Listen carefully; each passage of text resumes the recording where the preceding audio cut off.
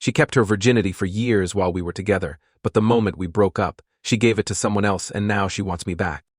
I, 23M, met my ex, 21F, 3 years ago. We lived on campus at uni in different halls of residence. After a few months, we got together and for the most part had a very happy relationship. There was always one issue though. My ex grew up in a very religious home. Her father is a pastor.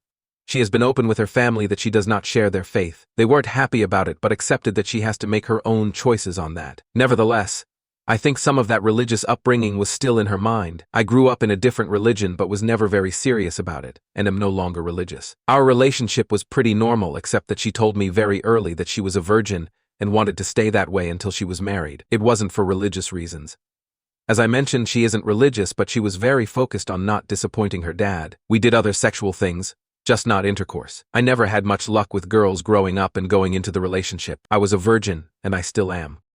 At least if you classify being a virgin as never having had intercourse. Anyway, I was becoming more resentful of the fact that everyone I know was having normal sexual relationships and we weren't. I couldn't understand why she didn't want to have a full sexual relationship, though of course I never pressured her about it. I felt that while I was at uni, and pretty broke, getting married was something for the future. Last year, I was in my last year of uni, and she was working in her first professional job. Her degree was shorter than mine, so she finished uni first despite being younger than me. She was talking a lot about all these successful guys she met at work, which did make me feel lesser as I was still a broke uni student. Coupled with her still not wanting a full sexual relationship, it did make me feel more resentful. We had some arguments about it, and after a while I felt that I should end the relationship as we wanted different things, and our lives were on different paths. It was awful. She was crying a lot, and I felt terrible afterwards. Anyway, it has been nearly 6 months since we broke up. We haven't been in touch at all for most of that time. I have not been involved with anyone else in that time. As I was 100% focused on finishing my degree, I have finally finished uni and am about to start my first professional job. She recently got in touch again and asked to meet up. I was hesitant, but decided we had so much good history that I should hear her out. She told me she's been missing me terribly these past 6 months, that she thinks she wants to get back together, and is open to having a sexual relationship now. I asked her why now, what changed, and she looked uncomfortable. After a little prying, she said she had a short-term fling with one of the older guys at work while we were broken up, which of course was fine as she wasn't my girlfriend anymore. Anyway, she said he persisted with her until she started having sex with him. She ended it with him recently. She was clear that it was consensual, but that the guy was very persistent with pursuing sex with her. I was gutted. I couldn't understand why she'd make me wait all those years but was fine doing it with some new guy she'd only been seeing a short time. I asked if the reason she was open to having a sexual relationship now is because she wasn't a virgin anymore. She said yes. I asked her to give me some space to process all this. I'm conflicted and would love some advice on this. I have missed her a lot and still have strong feelings for her, but at the same time it feels like I was strung along for years. It's hard to put my finger on why I don't want to take her back. Everything logically makes sense for us to get back together. I'd even get to finally have a sexual relationship with her. But I feel awful about this whole thing and don't want to ignore those feelings. Edit: some of the comments are being very harsh on my ex. And I guess that's not surprising. You don't know her. She's not some evil manipulative villain at all. I would never have been with anyone like that. She's still the funny, smart, charming, beautiful girl I always knew. Any guy would be lucky to have her. I would be too, if I could handle the baggage here. But I'm thinking I probably can't, and a clean break is the way to go. Though she may regret the relationship with the other man, it's not my business as she was a single woman and we were broken up. I wasn't ever expecting to hear from her again, really. This whole situation is very surprising to me. I'm feeling hurt because I guess this is a solid blow to my ego, that I feel like the lesser man here. I can own that, and that's something for me to work on. Ultimately, I have some hang-ups about sex from this relationship that I need to deal with. A few people have suggested I could benefit from therapy. I'm going to look into that. I think I need help to process all these emotions from this situation. Update. Hello again. I appreciate people taking the time to comment on my last post. The response was a lot more than I expected with over 2,000 comments. I'm amazed so many people wanted to comment about my situation. Thank you. Warning, this post is long. I have kept a daily journal since I was 16. A lot of what follows is dumps from my journal. Yes, I know I'm not concise. I'm going to refer to my ex as Ellie, not her real name. I'd like to write a bit about the comments because so many people took the time to provide their thoughts and I appreciate that. The majority of comments were some variation of move on, a clean break, a strong recommendation with a lot to recommend it. A minority said give her a chance and see how it goes. Plenty calling me an asshole for ending it because I wanted sex in our relationship, or for being obsessed with her virginity, that I dumped her because she wouldn't put out, and quite a few saying my breaking up with her made her feel like sex is necessary to keep a guy, and that it drove her heartbroken into the next guy's bed. There were a few she's pregnant comments, not that I know of. It's not impossible, but if that happens it won't be anything to do with me. The dude saying I should fuck her and leave her. Or worse. Seriously, some of you guys need a hug. Or a psychologist. No, I would never use her like that, no matter our past. Ellie and I were a loving couple for years. That counts for something even after we broke up. Feeling hurt doesn't justify using her. Or anyone else for that matter.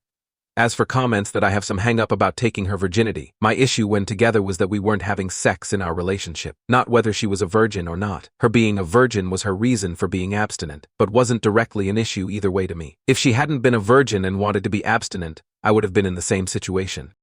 The title of my last post was not great really. I broke up because we were not having sex, not because she was a virgin.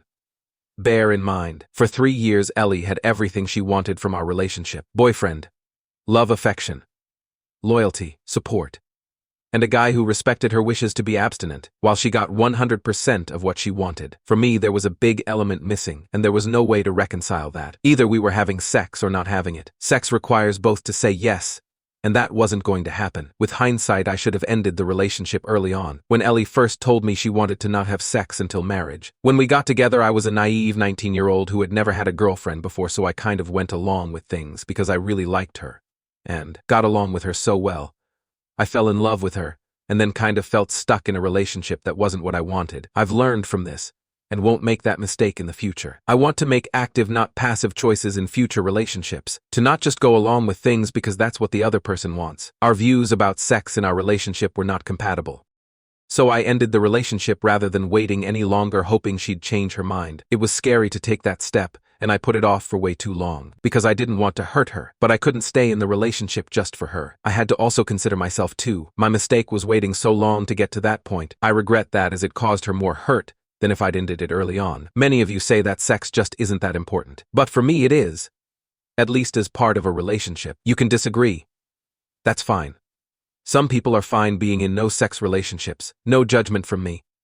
But that's not what I want. Some people took issue with me saying I felt she strung me along. On reflection, that's fair.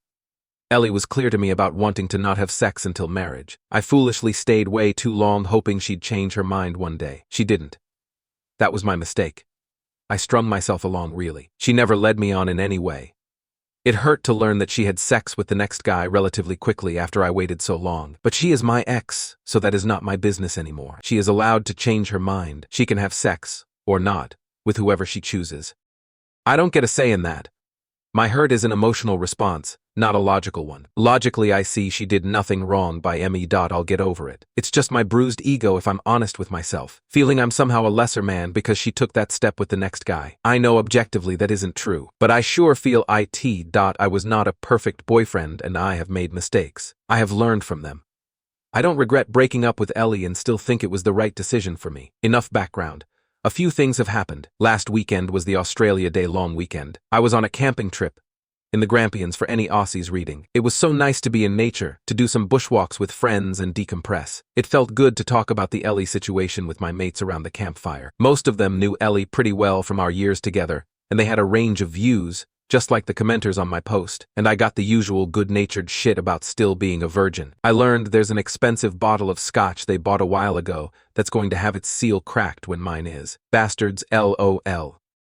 One great question a friend asked was whether I would have ever decided to reach out and take Ellie back if she never reached out to me first. The answer is no. It was so obvious to me. That cut through a lot of the confusion for me. I was being too passive in this situation and needed to do what I wanted, not just react to what Ellie wanted. By the time I was on the way home, I had decided to not get back together with her, but that was moot.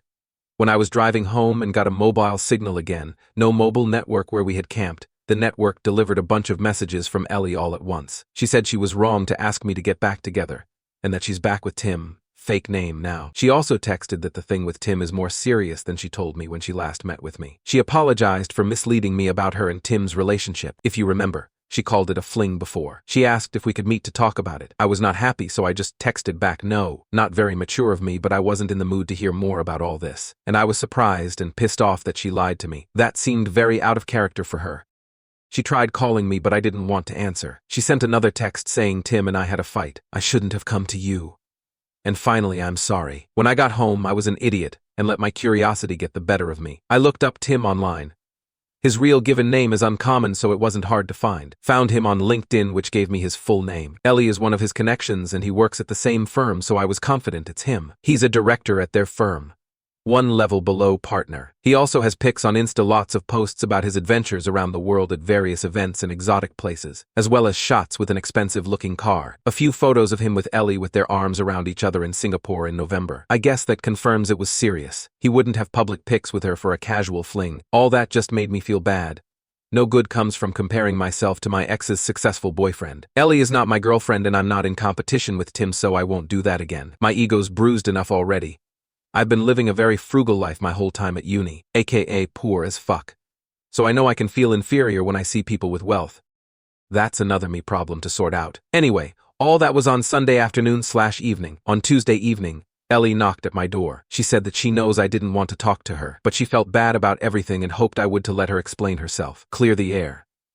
Then I'd never see her again if that's what I wanted. I let her in. I was not happy with recent events, but figured I might at least get a clearer idea of what's going on. It was a long, heavy conversation over 4 hours, but here's the gist as I remember it. When we broke up, she was devastated. She said it took a couple of months before she started to feel a bit better. She missed me constantly and wanted to see me the whole time, but when I ended it, we agreed to keep apart and heal. In September, she met Tim at work. He manages a different team.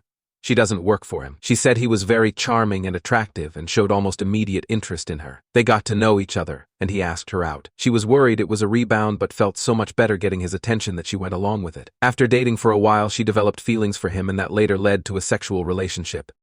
It wasn't a fling, and she dated him for a while beforehand. I asked about whether he had pressured her into sex. Last time said he was very persistent. She said she was trying to not upset me. She thought if she gave the impression she was reluctant to have sex with Tim that I wouldn't think as badly of her. So it was a story to try and spare my feelings. I told her it just made me worried she had been assaulted. She looked shocked at that and said no way. She was actually the one who initiated their sexual relationship. I said although I don't like that she lied to me, I can understand why. I don't think she did anything wrong changing her mind about abstinence. Yes, I was hurt when she told me she was having sex, but I have no right to judge her for anything. She's a single adult, and it's her life. I don't think badly of her. She burst into tears and said something like, "I thought you must hate me now." I assured her that I didn't. She said she was sad it didn't work for us, but that she never would have dropped her virginity commitment if we had not broken up. After we broke up, she decided that it was a commitment she made to her dad when she was still a kid, and it was messing with the life she wants now. So by the time she and Tim got into their relationship, she had already decided she was ready for sex with the right person. I asked about her dad, and she just said he doesn't need to know. I asked about why she asked to get back together. Tim is older. She told me he's 32 and has been at the firm 10 years. One day at work, one of the women made a snarky comment to Ellie about being another one of Tim's girls. She did some digging, and it turns out Tim has a history. He has dated a long list of women from work. Several of them were young graduate employees, just like Ellie. The rumor around the office is that Ellie is just the next girl to get used by him. She was horrified. She accused Tim of using her. They argued, and she told him it was over. Soon after that, she came to me. She felt as if we might be able to rekindle things now that she was open to a sexual relationship. But my hesitation and time to calm down made her realize that was a mistake. Over the weekend, Tim asked her to work things out. She decided to give it a chance. She tried to call me, but they went to voicemail. I was camping, so she sent those messages instead. So I guess that's settled. I don't want her back, and she's in a relationship, so she doesn't want me back either. We chatted a bit about how our families are going. She congratulated me on finally finishing uni. She asked if I had been seeing anyone, and when I told her I'd been studying hard and working a lot since exams, retail job, with no time for girls, she laughed and said I'm still a big nerd. She hoped we could be friendly if we ever see each other, but she wants to keep out of contact out of respect for her relationship with Tim. She wants to give it a real chance of working, which is fair enough. She gave me a hug, said thank you for understanding, and left. So there you have it. Ellie involved me in her relationship drama. I would have preferred she hadn't, but at least it's sorted now. I'm glad I paid attention to my feelings and took time out to consider things, as it could have been very messy if I had taken her back. Trusting my gut has been the biggest lesson for me in all this. I still care for her despite recent events. It seems like she is dealing with a lot of complicated things between her new relationship and work gossip. I wish her well, and hope she will be happy whether it's with Tim or not. She was my first love, and I expect I'll always have warm memories of her. But I am clear now that I don't want her back. She is my past, and I want to look forward. Well, this has become an essay. Tutors at uni always told me I was too waffly in my writing. Well, fuck those guys, I'm not a student anymore. I can now focus on launching my new career with no distractions. I've worked so hard for so long to get here. My new job starts on Monday. It's going to be so great building actual real experience my new profession, not just endless theory. I'll be earning much better money, no more student poverty, and I've got graduation in May to look forward to as well. I'm open to finding someone new, but that is way down my priority list. I'm not going to actively pursue that anytime soon. Cheers everyone for your comments and advice. Update 2. My old throwaway got blocked, so I had to make this new one. I learned a lot through that experience and believe that I'm a little less naive than I was. Many of you said I would see Ellie, now 22F. Again, you were right. There was some confusion in comments previously about dates of graduation and work. I'm an Australian living in Melbourne.